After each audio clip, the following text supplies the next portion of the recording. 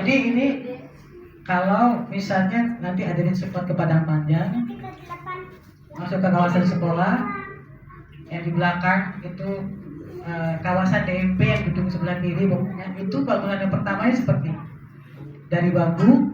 Murid pertamanya 71 orang, tingkatnya MTS namanya. Kenapa namanya perguruan? Kenapa Tawalib juga namanya perguruan? Kenapa kita nggak pakai kata-kata pondok pesantren? Pondok pesantren itu baru muncul istilahnya di tahun 80-an oleh Kementerian Agama. Kita masih bertahan pakai nama perguruan. Karena Bunda Rahma mengatakan kami mendirikan diri putri untuk mencetak guru. Mencetak guru. Jadi makanya namanya perguruan. Guru yang mengabdi di keluarganya, mengabdi di masyarakat, berdiri pada dua kaki. Jadi nggak hanya memikirkan keluarganya, tapi juga kepentingan masyarakat. Makanya kalau kita datang ke Dinia Putri, ada tugu di depan asrama tertulis tujuan pendidikan Dinia Putri. Apa? Melaksanakan pendidikan berlandaskan ajaran Islam untuk membentuk putri yang berjiwa Islam, ibu pendidik bercakap, aktif, bertanggung jawab tentang kesejahteraan masyarakat dan tanah air sebagai dasar pengabdian kepada Allah Subhanahu wa Ta'ala. Jadi pada saat jadi santri, mondok, jiwanya Islam. Dia sudah ikhlas menjadi muslimah. Dia sudah ridho pada Allah, ridho pada apapun. Dan begitu dia keluar dari gerbang, maka harus siap jadi ibu yang bertanggung jawab tentang apa? Tidak hanya keluarganya, tapi juga kesejahteraan masyarakat dan tanah air sebagai pengabdian pada Allah Subhanahu wa Ta'ala.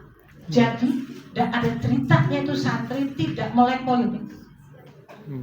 Tidak ada santri nggak ngerti masalah negara. Kamu mesti mikirkan itu. Bagian dari itu perjuangan. Nah, dari murid-murid ini, ya 4 tahun pendidikan. Yang pertama nasional. Jadi MTS itu namanya 4 tahun. Bayangkan tamat SD umur 12 tahun, 13 tahun dididik oleh Rahmah Indonesia 4 tahun siap jadi guru. Tamat SMP siap jadi guru. Kebayang nggak sekarang adik-adik kita di Indonesia itu tamat SMP bisa apa? Hah? Masih galau, main galawati, mental health dikit-dikit baper. Waduh gawat. 4 tahun. Maka Rasulullah Said itu 4 tahun. Tamat dari guru sampai tahun berapa? Sampai tahun 32. Lalu dia termasuk terlibat dalam politik, ikut PNI, lalu bawa praktik ilmiah ke Dinia Putri. Beneran bilang kita tidak masuk dulu ke dalam pondok politik. Kalau begitu, Cik Ahmad, saya mau fokus ke politik. Ya silakan. Makanya kemudian beliau pindah ke Medan lalu ke Jakarta. Ini murid pertama tahun 23.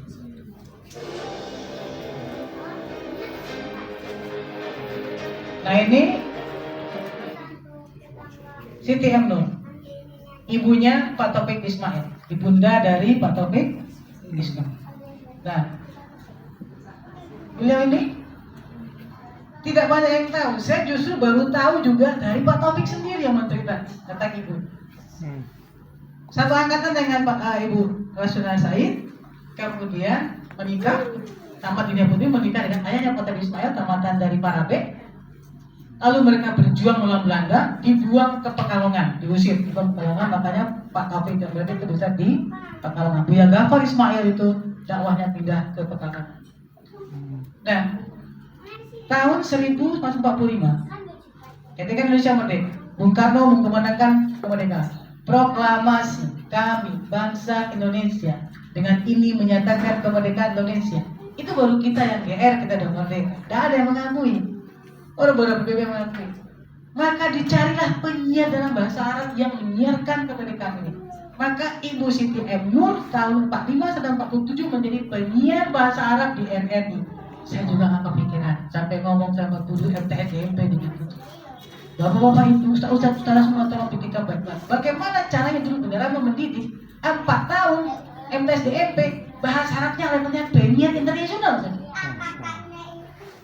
Nah, coba yang dulu sempat tamat kelas 4 Tanawiyah, kelas 3 Tanawiyah, bagaimana bahasa Arab? Ya kalau sekarang ya sudah. Aku dulu masih tamat Tanawiyah. Bagaimana kualitas bahasa Arab kita? Ini kualitasnya penyiar internasional. Nah, ketika disiarkan oleh Ibu Siti M. Nur, sampailah kemerdekaan ini ditangkap oleh radio Mesir, ditangkap oleh radio Palestina. Maka Mesir dan Palestina yang pertama mengakui kemerdekaan Indonesia secara garis besar. Baru berangkat kemudian kakeknya Pak Anies Baswedan berangkat dengan Haji Abu Salim berangkat ke Mesir ini meminta pernyataan tertulis. Berangkat ke Palestina meminta pernyataan tertulis, dan itulah surat tertulis itu yang dibuat ke PBB dengan lobby sehingga diakui oleh PBB kemerdekaan Indonesia. Makanya Pak Anies tuh kalau ingat Budrama tuh juga emosional itu langsung merasa gimana? Kenapa? Karena kakeknya berangkat berkat perjuangan muridnya Rama Indonesia menyiarkan kakeknya berangkat untuk memperjuangkan jagonya kemerdekaan Indonesia. Jadi mereka merasa ada hubungan psikologisnya dengan ini, dengan muridnya Rahma dan Bunda Rahma. Nah,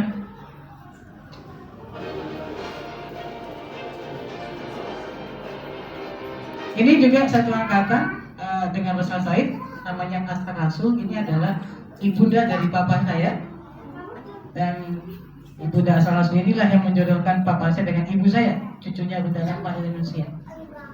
Jadi sering juga Rasul Said datang ke rumah nenek saya juga sama-sama untuk membicarakan perjuangan kemerdekaan.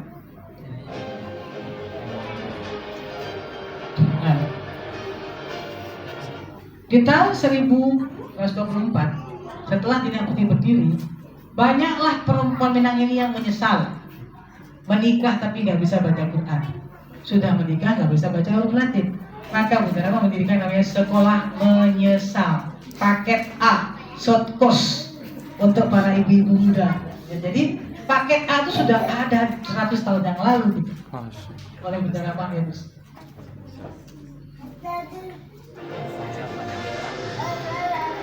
Tahun 26 jadi gempa besar di Padang Panjang, kelas-kelas yang dibangun sekarang juga hancur, bahkan tanah sampai terbelah. Apa yang dilakukan oleh Bunda Rahma waktu itu? Sebagai seorang perempuan yang mendirikan sebuah sekolah, apakah menangis? Tidak. Beliau berjalan dari Padang Panjang ke Bukit Tinggi ke Medan ke Aceh, menyeberang Selat Melaka sampai ke Malaysia, mengumpulkan dana dan kembali membangun ini. Pakai pedati loh guys. Zaman dahulu, ketika gempa di Sumatera Barat di Padang Panjang tahun 2006, ini putri yang 5 hektar itu banyak yang sudah hancur. Saya mengirim surat kepada Raja Negeri Sembilan, Tuanku Ja'far, menyampaikan kabar ini berkunjung. Dan di mana Tuanku Ja'far, silakan Fauzia kami tunggu datang. Maka saya terbang berempat dengan didampingi ibu dan ustazahnya putri naik Air Asia. Waktu melintasi Selat Melaka saya menangis. Ya Allah, hanya 1 jam saya sampai di Malaysia. Dulu Bunda Rahma naik pedati ini berapa? Lebih 1 jam melewati hutan. Bagi yang masih merasakan lembah Anai, bayangkan kondisi lembah Anai, jalannya tanah itu seperti itu dari Padang Panjang, Bukit Tinggi, Medan, Aceh, menyeberang Melaka berapa lama? Dan seorang perempuan melakukan itu karena tidak mau menyerah untuk tetap menyiapkan sekolah bagi kaumnya, bagi muslimah yang mengangkat perempuan dan tokoh-tokoh laki-laki, para mujahid-mujahidah masyarakat. Itu azamnya. Dan di dalam ketika saya sampai di istana raja, kata ajudannya, maaf tuanku sudah berangkat ke luar negara, tapi tuanku janji dengan saya, itu surat beliau. Lalu apa kata ajudannya? Sekejap, saya nak call ke kita. Ditelepon Raja Negeri Sembilan, yang beliau sempat menjadi Raja Agung Malaysia. Lalu kata ajudannya, Tuan Fauzia, tunggu, Baginda akan balik ke istana. Bayangkan, iringan raja yang sudah berangkat ke bandara untuk luar negeri balik ke istana hanya untuk menemui janji dengan saya. Saya kaget betul. Orang janji sama wali kota, bupati, gubernur, menteri aja, ya udah berangkat bu, nggak bisa lagi jumpa kan 5 menit. Ada juga sesi dari liftnya nggak wujud. Ini kembali ke istana. Lalu ketika jumpa dengan Tuanku Ja'far, sudah sampaikan kita apa? Maka saya lupa ada janji gitu. Karena hubungan baik saya dengan Rahmah Indonesia, saya kembali. Dan beliau kasih bahasa itu 30.000 Bayangkan, saya tidak bisa tahu seperti apa kekuatan lobby seorang Rahma Indonesia pada saat itu yang membuat seorang raja mau kembali hanya untuk ketemu cicitnya. Ini pasti bukan kekuatan lobby yang sederhana. Ini lobby dia di tingkat internasional.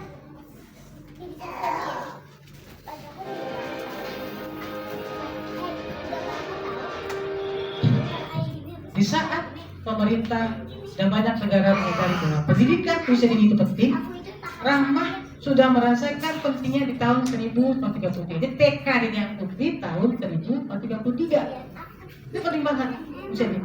Siapakah guru-guru prakteknya? Yang tamat MTS-DMP. Jadi yang tamat MTS prakteknya ngajak pernah di TK. Dan prakteknya dari situ. Nah sekarang kita buat lagi, adik-adik DMP itu juga PL-nya ke MI sama ke TK, mulai dilatihkan untuk bisa kembali mendidik. Nah, di tahun 1933 ini ada satu situasi di mana Belanda menerbitkan 2 ordonansi. Yang pertama, ordonansi sekolah liar. Tidak boleh sekolah-sekolah menggunakan kurikulum Islam. Tidak boleh mengadakan Quran, tidak boleh mengadakan hadis. Semua kitab-kitab Bina Putri Tawarik itu juga disita oleh Belanda. Lalu dibujuk untuk menjalankan kurikulum Belanda. Dan Rahmah menolak. Tidak mau. Dibujuk akan dibangunkan gedung segala macam, Rahmah tidak mau. Yang kedua, untuk nanti yang bercatat tidak boleh menikah secara Islam. Jadi kalau ada yang nikah di masjid, itu dibubarkan oleh Belanda. Harus nikah secara catatan sipil. Dan beliau karena beliau melawan, akhirnya dipenjara. Hampir 2 tahun di penjara Simidun di Padang. Kalau ada di Madang, ada pantai, ada mesin yang bagus. Nah dekat mesin itu ada penjara itu. Di sana beliau di penjara hampir 2 tahun lama. Jadi bagi beliau ya tetap komitmen sampai di mata Belanda ketika dikatakan Nyonya Rahmah, di sini kami yang berkuasa orang Belanda, tidak ada yang berani menentangkan. Jadi katakan apa? Kalau begitu, saya menentang tuan-tuan.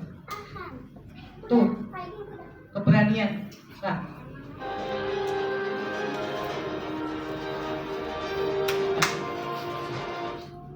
Di tahun 1934, itu gerakan muncul di Eropa namanya emansipasi. Gerakan emansipasi, ya. Di mana saat itu perempuan menuntut persamaan hak. Kenapa? Karena di Eropa itu di gereja-gereja perempuan didiskriminasi oleh kaum pria. Lalu muncul gerakan emansipasi. Dan Rahmah mengatakan, ini kita luruskan karena banyak yang mengatakan beliau pro feminis lah, pro emansipasi. Tidak. Dia mengatakan dalam Islam tidak diperlukan emansipasi. Kenapa? Sudah dijamin oleh surat Al-Ahzab ayat 35. Laki-laki yang beriman, perempuan yang beriman, yang soleh, yang taat, yang menjaga sholatnya, mendapatkan hak yang sama, mendapatkan apa? Ampunan, mendapatkan surga. Jadi untuk apa nuntut lagi? Kalau Allah sudah ngatur, kenapa kita nuntut lagi? Jadi tidak perlu perempuan itu nuntut hak, tidak perlu. Maka Rahmah mengajarkan kepada anak didiknya bahwa perempuan itu boleh menjadi siapa saja yang dia mau, tapi penuhi 3 syarat. Tuh, ya, tidak bertentangan dengan Al-Quran dan Sunnah. Yang kedua, kalau dia bersuami harus izin suami, harus ridho suami. Yang ketiga, punya kemampuan yang sesuai untuk itu, sila. Tidak perlu menuntut hak, Allah sudah atur semuanya. Maka emansipasi bagi Rahmah tidak diperlukan. Karena berjalan dulu. Dan tahun 35 juga di Putri ada cabang di Jakarta, tapi tidak lama.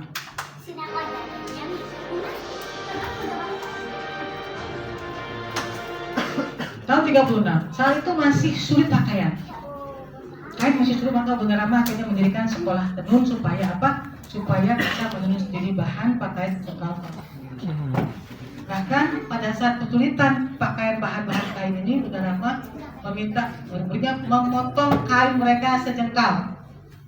Memotong sejengkal 10 meter, itu disambung-sambungkan jadi kain yang panjang dan dibagikan kepada masyarakat yang perlu banget. Dulu yang buat.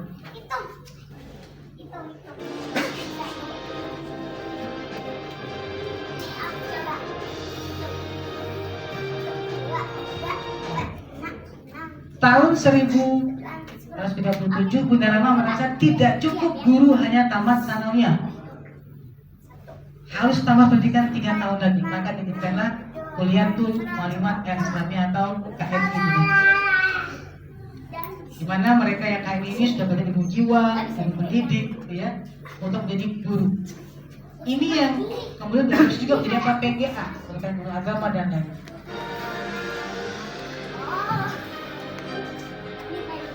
Dan tahun 37 sudah ada kunjungan dari Singapura ke Dian Putri. Sudah ada kunjungan kerjasama ya dengan Dian Putri. Ini salah ketik ya, tahun 44 atau 45. Terjadi kecelakaan kereta api di Lembah Anai. 2 kali kejadian. Nah, waktu kejadian itu apa yang terjadi? Untuk dibawa ke Bukit Tinggi, rumah sakit jauh. Bunda Rama salah satu kompetensi santri di Dian Putri adalah 1, fikih mar'ah, yang kedua keterampilan rumah tangga, memasak, menjahit, mengurus anak, kesehatan, yang ketiga karena dia maka belajar kesehatan, maka belum punya mampu jadi perawat, itu dilatihkan. Ketika kecelakaan tidak bisa bawa korbannya ke Bukit Tinggi karena jauh, jalan masih jelek, maka Rama merubah sekolah kelas menjadi apa? Menjadi ruang-ruang perawatan. Termasuk orang Belanda. Jadi waktu saya kelas 5 SD di depan asrama Dian Putri, nenek saya mengatakan, Umi, saya mengatakan di situ ada orang Belanda datang. Dia mengatakan, oh ini ya sekolah yang telah menyelamatkan nyawa kakek saya. Jadi Rama mengatakan kepada kita, bedakan orang Belanda yang menjajah bangsa kita, orang Belanda yang menyiksa beliau di penjara, orang Belanda yang korban kecelakaan, itu orang yang berbeda. Maka kita dalam keluarga tidak akan punya dendam, kita masih rahmatan lil alamin. Jadi waktu tim Palang Merah Nasional dari Swiss datang mengajak kepada kita, Miss Fauzia, kita harusnya dalam kemanusiaan tidak ada batas agama dan seterusnya. Saya katakan, Tuhan tak perlu ajari kami dan Rahmat juga ajarkan kita untuk demikian.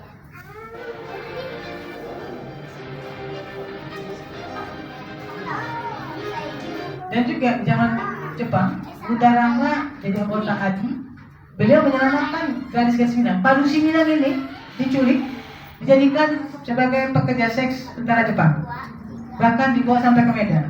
Rahma berjuang sampai ke Medan membebaskan perempuan Minang itu untuk kembali dibawa pulang.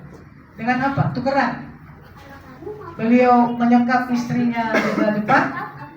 Lalu kata beliau, Tuhan Nana Rama, istri saya tidak bersalah. Ya sama juga, orang kampung saya tidak bersalah. Saya lepaskan istri Anda lepaskan orang kampung Anda. Maka dibawa pulang kembali. Dan Rama juga bisa menutup pelajaran-pelajaran yang berdiri di Kota Padang pada saat itu. Ini perjuangan beliau. Nah kalau sekarang kita lakukan, tantangannya Masya Allah luar biasa beratnya.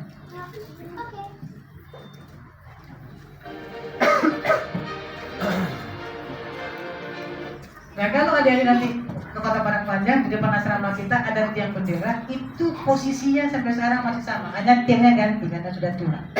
Di sana pertama kali dikibarkan bendera merah putih. Setelah Bunda Rama mendekatkan kemerdekaan RI dari Tuan Pusaka RI, maka beliau langsung mengambil kain tenun santri warna merah, disandingkan dengan bilik warna putih, dikibarkan di depan asrama Dian Putri.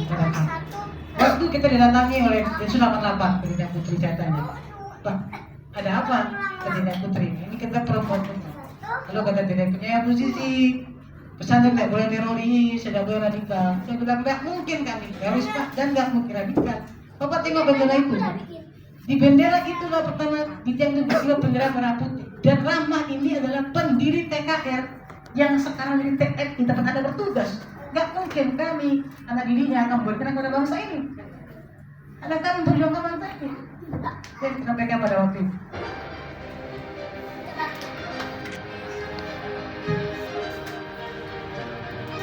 Dan tahun 45 Rahma juga menjadi dari aktivitas TKR, lalu juga diangkat jadi anggota PPKI, Persiapan Kemerdekaan Indonesia. 47 Rahma ditangkap oleh Belanda karena bergerilya dan akhirnya sampai di tahanan rumah. Ditangkap lagi karena masih melawan Belanda. Dan Setelah dilepaskan itu Bunda Rama hadir lagi pendidikan kongres pendidikan di Yogyakarta. Tahun 50 Bunda Rama kembali ke Panjang, kemudian diangkat sebagai anggota persiapan sekolah-sekolah tinggi Provinsi Sumatera Tengah. Jadi beliau adalah pengurus yang menyiapkan sekolah tinggi yang akan dibangun di Sumatera Tengah.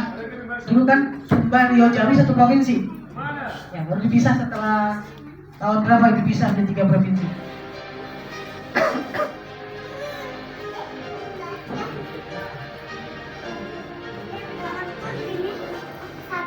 Nah ini kalau kita lihat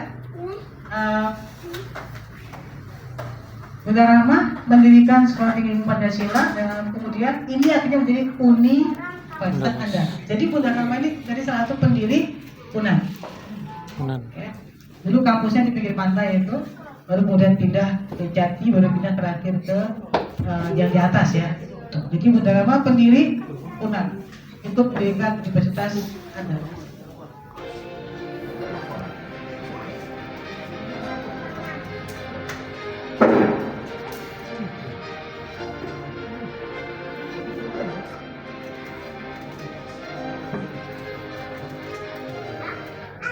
Dan tahun 1954 Bunda Rama menjadi anggota Dewan Partai Mahasiswa Pusat, menjadi anggota DPR MPR RI pertama. Jadi menjadi anggota DPR MPR RI yang pertama.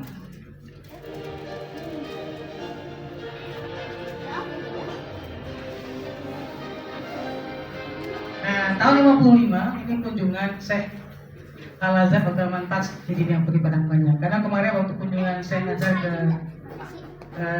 Najah ya Jakarta, gitu ya. Dicek kemana aja sih Syekh Al-Azhar pernah berkunjung. Ternyata yang pertama berkunjung dari tahun 55 adalah dari Syekh Abdul Mantas yang Pendidikan Panjang kunjung pertama ke beberapa pesantren. Juga tahun 94 Bina Putri lagi dari Syekh berikutnya. Nah, waktu berkunjung Bina Putri inilah Bunda Rama beliau kaget juga Syekh Abdul Mantas ya. Semua yang menerimanya perempuan, anak-anak yang perempuan masuk lihat kondisinya, dan di sana Azhar sudah berusia hampir 1000 tahun, 900 sekian usianya waktu itu. Tapi baru menerima kaum laki-laki saja. Nah, karena beliau sangat respect dan takzim, akhirnya Bunda Rama diundang ke Azhar untuk menerima penghormatan sebagai syekh. Dan waktu di kunjung ke Azhar itulah tahun 57 beliau menyampaikan, ya Syekh, bagaimana kiranya boleh kalau wanita ini bisa juga sekolah ke Azhar? Kan hanya laki-laki yang ada, apakah perempuan boleh? Kita pikirkan untuk beliau mengajukan agar bisa diterimanya wanita kuliah di Al-Azhar University.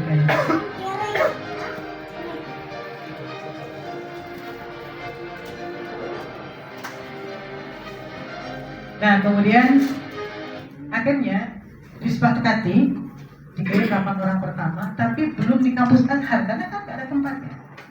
Di luar komplek Azhar ada ruangan disiapkan. Ada 8 orang pertama dikirim. Tapi kuliah Tulil Banat secara resmi baru dibuka tahun 1962. Jadi 62 baru resmi didirikan kuliah Tulil Banat. Jadi waktu kunjungan pertama di Napoli di Azhar kita belum kuliah Tulil Banat. Jadi mungkin kuliah atau apa gitu namanya. Tapi dikirim dulu untuk pendidikan pertama di Mesir. Makanya waktu ACB ya, pasti tahu ya, ketika kita bertasbih, launchingnya itu Kang bisa bawa ke Padang Panjang sama kru film dan artis. Saya tanya, Kang, kenapa ke Padang Panjang launchingnya, kenapa nggak di tempat lain? Kata Kang Habib dan musisi, tokoh Anna atau Tunisa yang berangkat COVID dan dia di dalam ketika kita bertasbih ini kelihatan kuliah Azhar atau perjuangan lama di Mesir.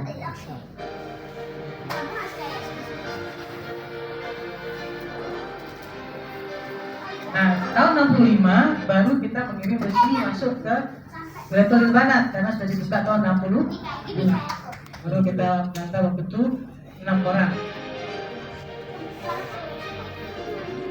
Tahun 67 Bunda Rama membantu mendirikan YIN dengan Monjo yang namanya sekarang Lim Imam Bonjol. Allah. Jadi dulu YIN itu nggak punya kampus. Jadi numpang di KMI Dina Putri. Kampusnya selama 3 tahun. Dia tanda tangan kesepakatan, tapi sampai 5 tahun.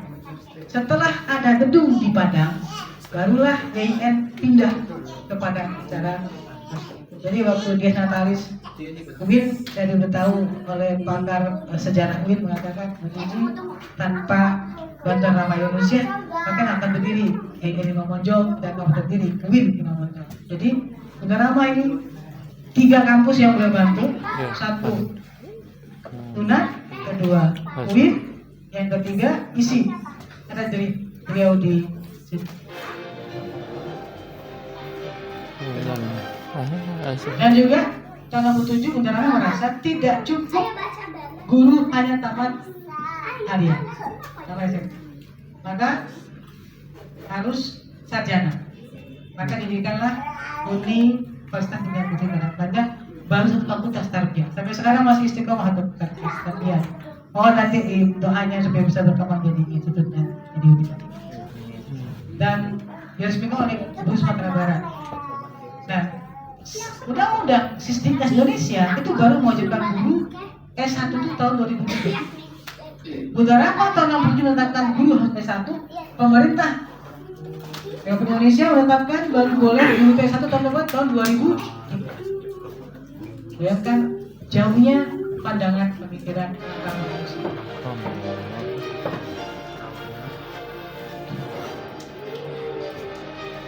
Yang dulu kampusnya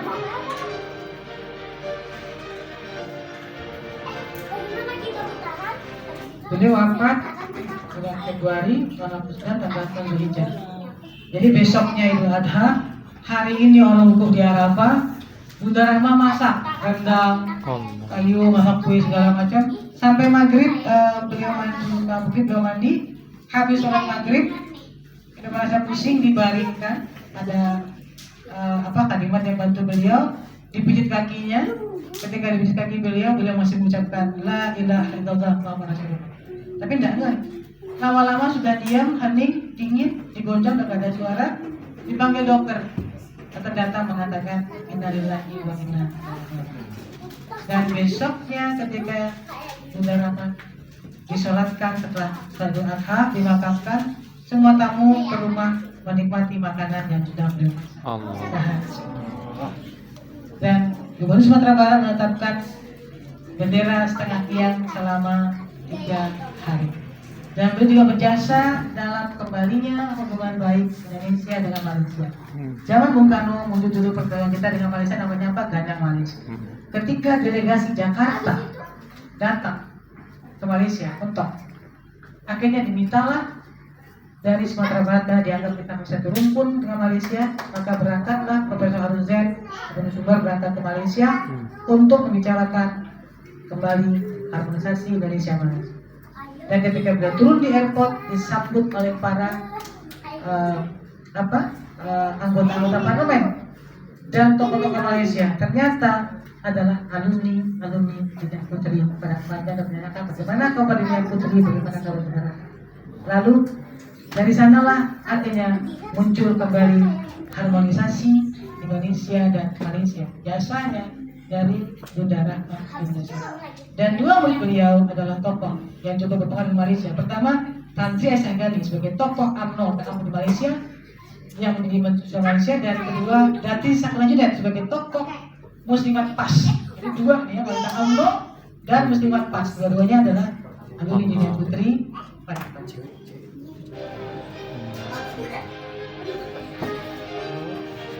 Aisyah Amin. Nah,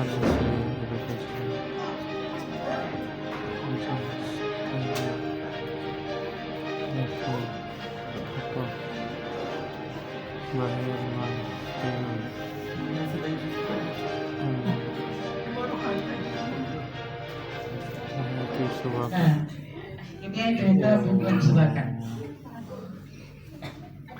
Beliau cerita digital. Mama, ibunya buat juga tamat Dina Putri.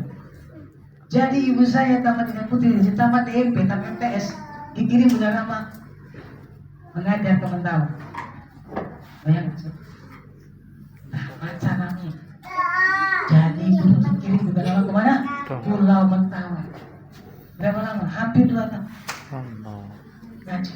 Jadi Bunda Rama tugasnya mencetak guru kirim, mencetak guru dakwah sampai ke Siak dan kemana-mana. Di Riau tahun lalu saya menerima penghargaan dari perempuan Riau dan Gubernur Riau. Ternyata di Riau itu ada 9 sekolah mulai universitas yang namanya UIN. Ada lagi beberapa sekolah lainnya termasuk pesantren dan madrasah yang terbesar di Riau. 9-nya adalah murid Rahmat Indonesia. Nah, lalu kata bilang, ibu saya dikirim. Saya nggak kebayang tuh ya. Coba ini adik-adik pulang ke Indonesia dikirim ke Mentawai, mau tidak? Ini tahun 40-an, naik kapal, perempuan, Taman Sanawiyah. Dan beliau pulang dari sana setelah mengabdi mengajar, dikasih bibit cengkeh juga dengan usah berkotak-kotak oleh orang Mentawai. Maka ibu saya Zizi kata menanam cengkeh di kampung kita, dekat orang banyak, dekat salah satu tanam cengkeh, punya kebun cengkeh, ayahnya juga punya kebun cengkeh. Menikahlah sama saudagar, artinya saudagar apa? Rempah. Dan dari ibu saya banyak bisnis.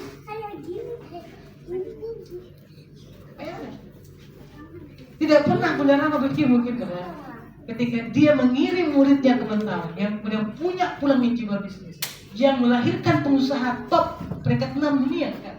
Wardah itu peringkat 6 kosmetik dunia. Revlon, Ultimate, semua dari lewat Wardah. Peringkat 6 dunia.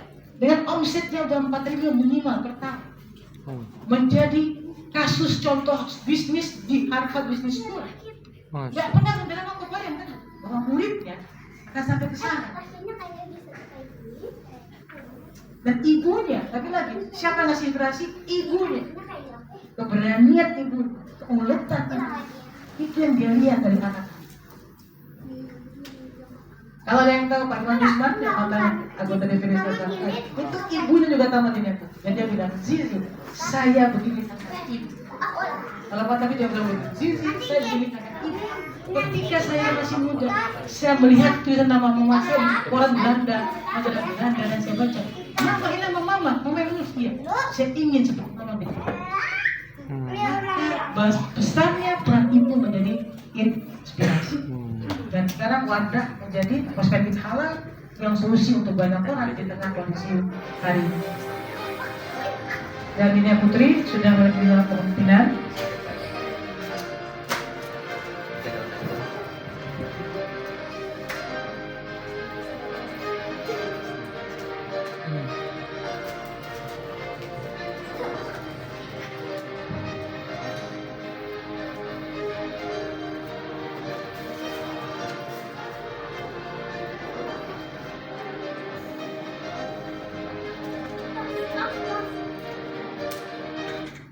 Ya, itu sedikit tentang Bunda Rama yang sampai hari ini saya diamanahkan generasi keempat dari Bunda Rama.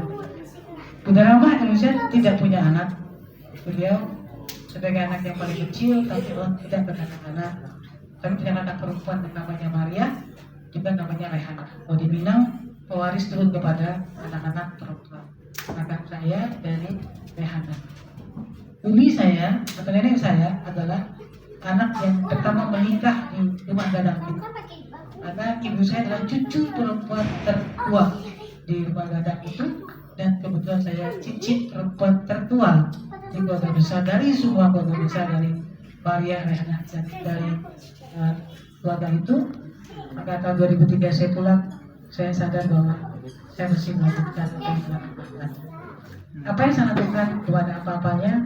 Kenapa? Karena ketika saya dari konsep-konsep pendidikan, ubah kurikulum yang sekarang kita bangun dengan Quran, Sunnah, Al Attitude sebenarnya adalah lanjutan dari apa yang diprogram oleh Bunda Rama. Kurikulum Merdeka itu sudah dijalankan oleh Bapak Ibu. Jadi semua apa yang sekarang berlaku, kalau saya belajar ternyata ini sudah berjalan dan sudah dilakukan oleh Bunda Rama. Demikian adik-adik sekalian, singkat tentang Bunda Rama ini kita bisa diskusi. Tapi ingat satu hal, saya juga belajar dari beberapa manusia, bahwa dalam hidup kita ini kita hanya akan memikirkan dua hal. Satu, apa yang kita bawa? Yang kedua, apa yang akan kita tinggal? Apa yang kita bawa untuk kehidupan setelah kita mati? Apa yang akan kita tinggalkan untuk generasi selanjutnya? Maka yang kita tinggalkan itu pun akan menjadi bekal yang akan kita bawa untuk kehidupan.